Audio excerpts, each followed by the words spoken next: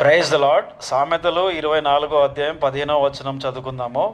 భక్తిహీనుడా, నీతిమంతుని నివాసం నొద్ద పొంచి ఉండకుము, వాని విశ్రమ స్థలమును పాడు చేయకుమని ప్రభు చెప్తున్నారు.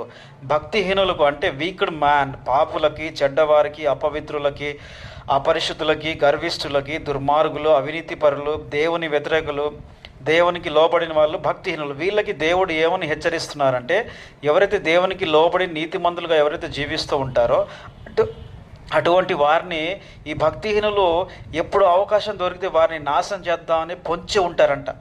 ఎలా అంటే, దావీదును నాశనం చేయడానికి సౌలు చూశాడు, కానీ దావీదును దేవుడు రక్షించాడు, సౌలును నాశనం చేశాడు. హామాను మొర్దెకాయని నాశనం చేయాలనుకున్నాడు, కానీ మొర్దెకాయని దేవుడు రక్షించాడు, హామాని నాశనం చేశాడు.